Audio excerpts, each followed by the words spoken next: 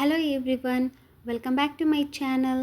ಎಲ್ಲರೂ ಹೇಗಿದ್ದೀರಾ? ಚೆನ್ನಾಗಿದ್ದೀರಾ ಅಂತ ಭಾವಿಸ್ತೀನಿ. ಏನಪ್ಪ ಇದು ಕುಕ್ಕೀಸ್ ಇರೋ ಬಾಕ್ಸ್ ತೋರಿಸ್ತಾ ಇದ್ದಾರೆ, ಏನಾದರೂ ಕುಕ್ಕೀಸ್ ಮಾಡಿ ತೋರಿಸ್ತಾರಾ ಅಂತ ಯೋಚನೆ ಮಾಡ್ತಾ ಇದ್ದೀರಾ?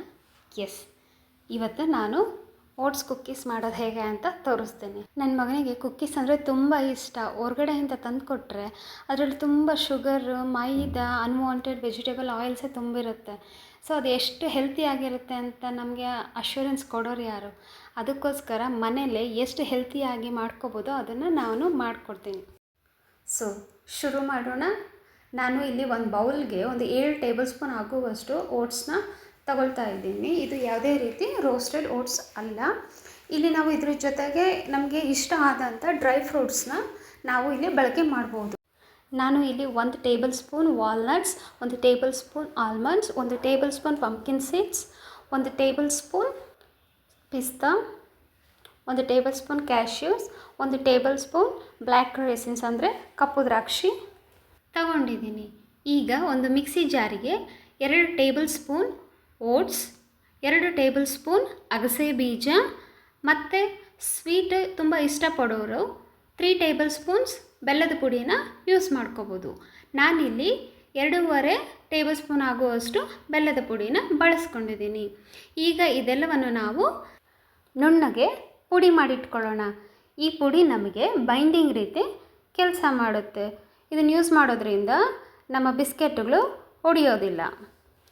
ನಾವು ತಗೊಂಡಿರೋ ಅಂಥ ಎಲ್ಲ ಡ್ರೈ ಫ್ರೂಟ್ಸ್ನು ಚಿಕ್ಕ ಚಿಕ್ಕದಾಗಿ ಕಟ್ ಮಾಡಿ ಇಟ್ಕೊಳ್ಳೋಣ.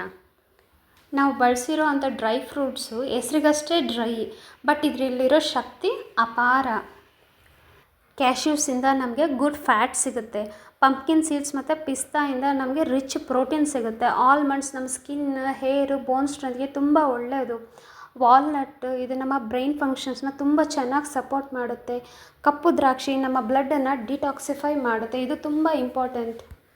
ಎಲ್ಲ ಡ್ರೈ ಫ್ರೂಟ್ಸ್ನ ಕಟ್ ಮಾಡ್ಕೊಂಡಿದ್ದಾಯಿತು. ಈಗ ಮೊದಲೇ ಎತ್ತಿಟ್ಕೊಂಡಿರೋ ಅಂಥ ಓಟ್ಸ್ ಬೌಲಿಗೆ ಈ ಡ್ರೈ ಫ್ರೂಟ್ಸ್ನ ಆ್ಯಡ್ ಮಾಡ್ಕೊಳ್ಳೋಣ. ಇದಕ್ಕೆ ನಾವು ಪುಡಿ ಮಾಡಿಟ್ಕೊಂಡಿರೋ ಅಂಥ ಓಟ್ಸ್, ಫ್ಲ್ಯಾಕ್ಸ್ ಸೀಡ್ಸ್ ಮತ್ತು ಬೆಲ್ಲವನ್ನು ಸೇರಿಸ್ಕೊಳ್ಳೋಣ.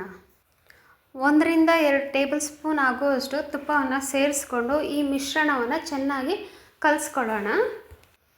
1 ಟೀ ಸ್ಪೂನ್ ಬೇಕಿಂಗ್ ಪೌಡರನ್ನು ಬಳಸೋಣ.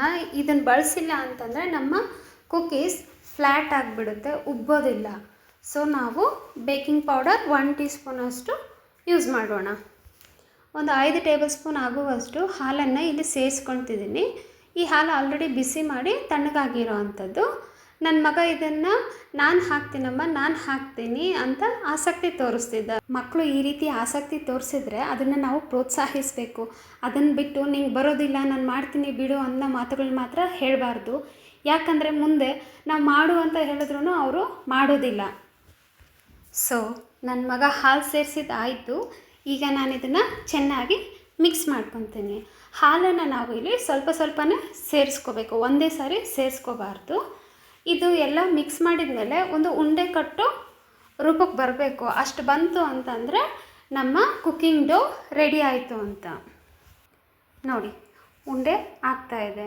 ಈಗ ನಾನು ಒಂದು ಪಾರ್ಚ್ಮೆಂಟ್ ಪೇಪರ್ ತಗೊಂಡು ಅದ್ರ ಮೇಲೆ ತುಪ್ಪ ಸವರಿ ಉಂಡೆನ ತಟ್ಕೋತಾ ಇದ್ದೀನಿ. ನಿಧಾನಕ್ಕೆ ತಟ್ಕೊಳ್ಳಿ, ಅದು ಬೆಲ್ಲ ಹಾಕಿರೋದ್ರಿಂದ ಸ್ಟಿಕ್ಕಿ ಆಗ್ತಾ ಇರುತ್ತೆ. ಕೈಗೆ ತುಪ್ಪ ಹಚ್ಕೊಂಡು ಆರಾಮಾಗಿ ತಟ್ಬೋದು. ನೀವು ಒಂದೇ ಸೈಜು ಉಂಡೆ ಮಾಡಿಕೊಂಡ್ರೆ ಒಂದೇ ಸೈಜು ಕುಕ್ಕೀಸ್ ಬರುತ್ತೆ. ನಾನು ತೊಗೊಂಡಿರೋ ಅಂಥ ಪ್ರಮಾಣದಲ್ಲಿ 13-14 ಕುಕ್ಕೀಸ್ ಆಗಿವೆ. ಈಗ ಇದನ್ನು ನಾನು 15 ನಿಮಿಷ 160 ಡಿಗ್ರಿ ಸೆಂಟಿಗ್ರೇಡಲ್ಲಿ ಓವನ್ನಲ್ಲಿ ಬೇಕ್ ಮಾಡ್ಕೊತೀನಿ.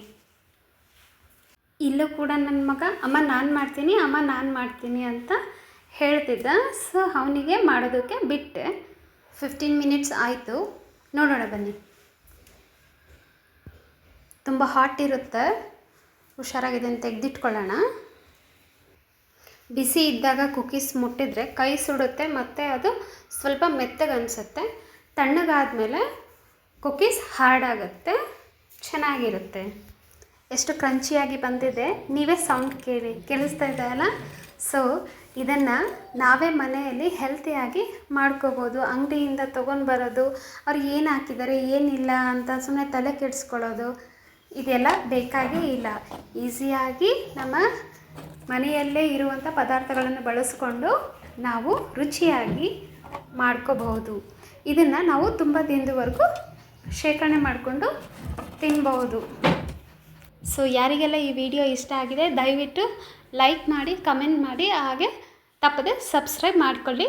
Thank you.